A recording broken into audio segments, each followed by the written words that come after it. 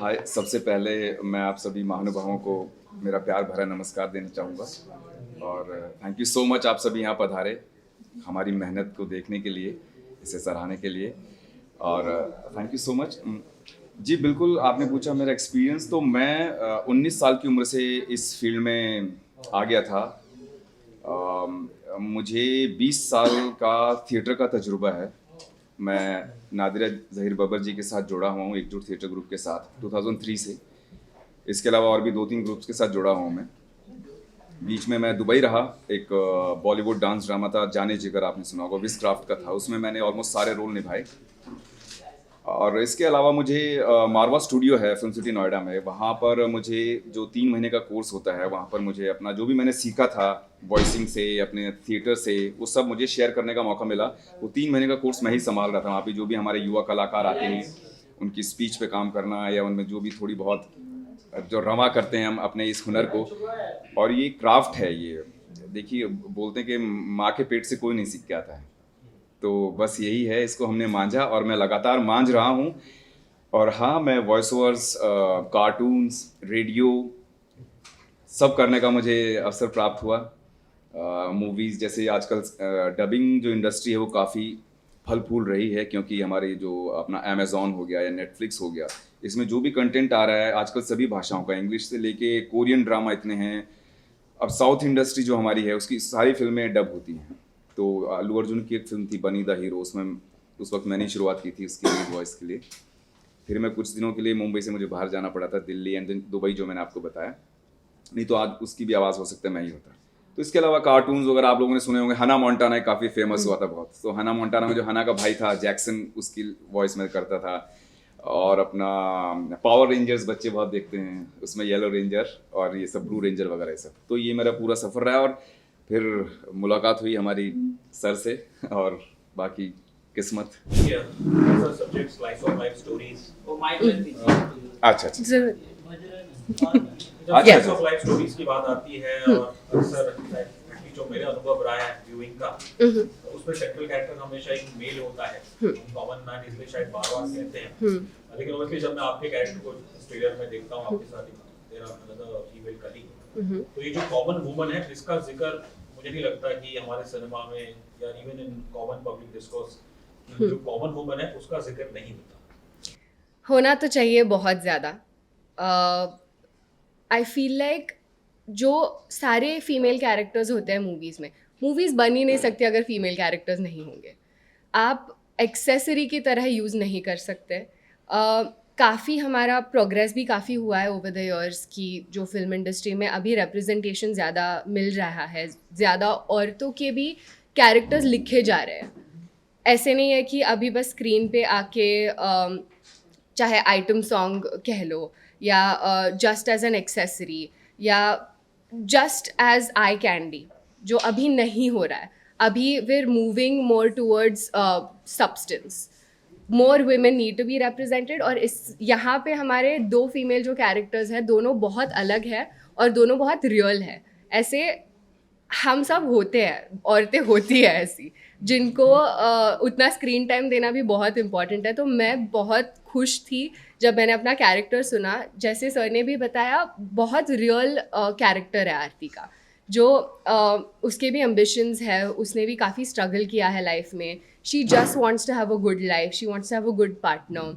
वो काम करना चाहती है, एक नॉर्मल ज़िंदगी जीना चाहती है। अब उसके साथ आगे जो भी होता है इसकी वजह से, वो तो बहुत तबाही वाला एक सीन है। बट मुझे बहुत अच्छा लगा कि basic the foundation of the character was very strong. She was ambitious, her individual, every characteristic that she has is worth mentioning.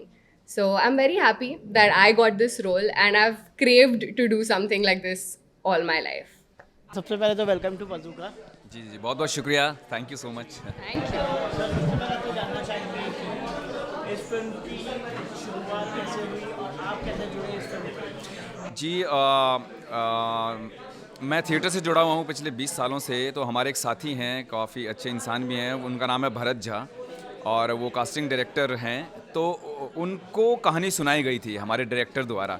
तो उनका ये कहना था कि जब उन्होंने कहानी सुनी तो वो उस कहानी सुनते वक्त वो उस कैरेक्टर में यानी कि चंदू के कैरेक्टर में वो मुझे ही विजुलाइज कर रहे थे।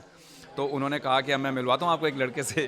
तो मुझे वो दिन याद है जब पहली बार मैं मोहन जी से मिला, डायरेक्टर साहब से, और उन्होंने मुझे कहानी सुनाई और मुझे बहुत पसंद आई। फिर वेरी सून बहुत जल्द मुझे बुलाया गया ऑडिशन के लिए।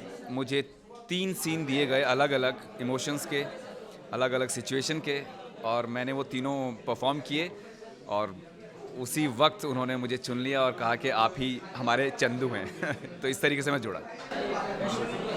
आपकी बात की जाए तो मतलब आप कैसे जुड़े और किस्मत, और आपकी किस्मत कितनी अच्छी रही? बहुत अच्छी है किस्मत मेरी, क्योंकि मैं एक्चुअली मोहन सर के साथ पहले भी एक फ़िल्म करने वाली थी।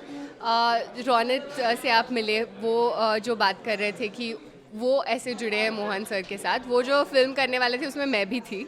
और 4 साल पहले ये पॉसिबल नहीं हुआ कि वो फिल्म हम शुरू करें, वर्कशॉप्स भी करी थी हमने। पर Mohan sir, I really thank him, क्योंकि उनको मैं याद रही। उसके बाद जब उन्होंने ये कैरेक्टर लिखा, उन्होंने सोचा मेरे बारे में कि हाँ, ये वैष्णवी आरती के रोल में फ़िट बहुत अच्छे से होती है। तो उन्होंने एक दिन मुझे कॉल किया कि वैष्णवी, हम लोग ऐसे शूट करने वाले हैं, 20 दिन में शूट है, सीहोर में शूट है, बहुत गर्मी होने वाली है, are you available? Firstly if you are, audition भेज दो अभी के अभी। तो मैं झट से अपना पूरा बदल के कपड़े आरती के रोल में चली गई। और उन्होंने कहा था ज़्यादा कुछ मेकअप वगैरह मत करना, बेसिक सा लुक रखना, ये बहुत एवरीडे कैरेक्टर है। तो बस ऑडिशन मैंने भेज दिया। उन्होंने मुझे मिलने के लिए एक बार बुलाया, नरेट की स्क्रिप्ट। तो मुझे उस दिन याद है मैं कितनी खुश हुई थी कि ये कैरेक्टर मुझे मिला है। तो ऐसे जुड़ गई मैं फिल्म के साथ। किस्मत कभी चमकती है, कभी नहीं चमकती है, कुछ और अड़चन आ रही है उसमें। तो हाँ। कैसे रियल लाइफ में आपको कितनी स्ट्रगल करना पड़ा अभी इस पढ़ाई में पहुंचने? देखिए, जैसा कि मैंने अभी थोड़ी देर पहले भी कहा था कि जो स्ट्रगल शब्द है ये मुझे काफ़ी नेगेटिव लगता है। मुझे लगता है आप दिन ब दिन अब तैयार हो रहे होते हो, पक रहे होते हो, सही वक्त का, जैसे बोलते हैं हम, एक खाक में मिलना पड़ता है एक बीज को, तब वो जाके पौधा और फिर वो पेड़ बनता है। तो मुझे लगता है कि मैंने कोई स्ट्रगल नहीं किया। मैं लगा हूँ और मैं निरंतर काम कर रहा हूँ। और ये अंत में मुझे जैसे अभी ये फिल्म मिली है और इसके आगे देखते हैं जहाँ और भी हैं। हाँ जी।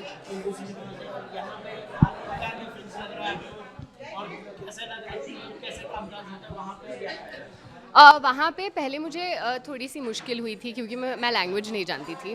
मुझे तेलुगु सीखनी पड़ी। अब मुझे थोड़ा बहुत समझ आता है, जब लोग मुझसे बात करते हैं तेलुगु में, मैं एटलीस्ट रिप्लाई कर पाती हूँ। पर पहले language barrier was the biggest problem. Other than that, I was treated with a lot of respect over there. I'm treated with a lot of respect over here. तो एक्टिंग होती है, किसी भी लैंग्वेज में कर लो। इमोशन होता है, तो बस सेम बात है।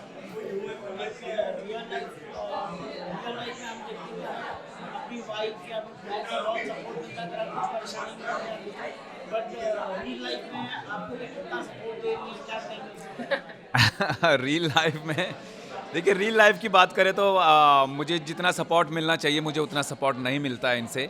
और वही मज़ा भी है इस कहानी का कि सपोर्ट ना मिलने से, जबकि ये गलत नहीं है, लेकिन मुझे लगता है कि मेरी बुद्धि के अनुसार वो सपोर्ट नहीं मिल रहा है। लेकिन ये भी एक महिला हैं और ये अपने अनुसार मेरे को संभालने की कोशिश करती हैं, लेकिन हालात कुछ ऐसे पैदा होते हैं कि हम थोड़ा सा अलग होते हैं। मैं पूरी कहानियाँ रिवील नहीं कर सकता, लेकिन उतार चढ़ाव, मिले जुड़े, ये लट बजते हैं, सब होता है, लेकिन अंत में बाकी हैप्पी एंडिंग होती है वो तो हर फिल्म की।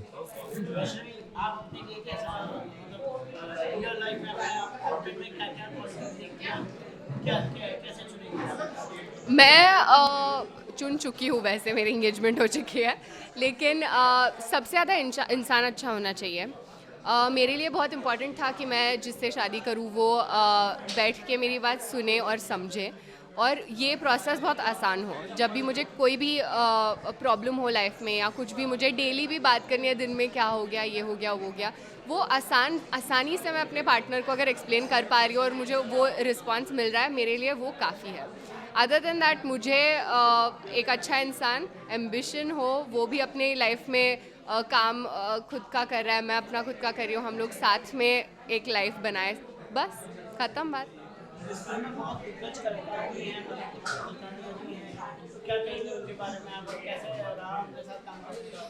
बिल्कुल, बहुत अच्छा रहा। मैं सौभाग्यशाली कहूँगा ख़ुद को कि मुझे उनके साथ काम करने का मौका मिला और हमने स्क्रीन भी शेयर की एक साथ। वो बहुत कमाल के कैरेक्टर हैं, वो उनके काम में नज़र आता है, वो ठहराव नज़र आता है, वो पैशन नज़र आता है, वो एफ़र्ट्स नहीं लगते हैं उनकी जो एक्टिंग है, वो स्मूथली सीन को निकाल देते हैं और एकदम आम जीवन में ऐसे बातचीत कहते हैं, एकदम वो अपनी बात कह जाते हैं। प्लस वो बहुत शेरो शायरी वगैरह गाने वाने का काफ़ी शौक़ है। हम कई बार हमारी महफ़िलें सजी, वहाँ पर हम लोगों ने काफ़ी एक दूसरे से बातचीत की, तो बहुत मज़ा आया, उनसे काफ़ी सीखने को मिला और बस लगे रहना है, यही है कि नेवर गिव अप। तो काफ़ी सीखने को मिला हमें उनसे और बहुत अच्छा लगा काम करके उनके साथ। किस्मत की बात की जी। मतलब किस्मत आप किसको चुनते हैं ज़्यादा और क्या क्या लगता है आपको कि कौन ज़्यादा किस पे भारी पड़ता है? मुझे लगता है कि आप मेहनत करते रहिए लगातार और जैसी किस्मत आपका दरवाज़ा खटखटाएगी, आप खुद को प्रूव कर देंगे, तो किस्मत आपकी चमक जाएगी। सेम चीज़ कि अगर मेहनत ही नहीं करोगे, अगर हाथ ऊपर करके आप बैठ जाओ किस्मत का इंतज़ार करते हो, तो कुछ नहीं होने वाला है। आपको भी तैयार रहना है, आपको भी खुद को तराशना है, उस मकाम पे पहुंचना है कि अगर किस्मत आए तो आप प्रूव कर सको। और जो रोल, सपोज़ एक्टर को रोल मिला है, तो फिल्म मिलने से कुछ नहीं होता, फिल्म में काम भी तो करना पड़ता है, तो मेहनत तो बहुत ज़रूरी है। तो और मुझे ये भी लगता है कि क्या पता आपको कि भाई ये लिखा हो किस्मत में, ये लिखा हो कि मेहनत करने से ही सब कुछ मिलेगा, है ना? तो पता नहीं है ना। एग्जैक्टली। तो अपनी मेहनत अपनी तरफ से आप तैयारी रखिए।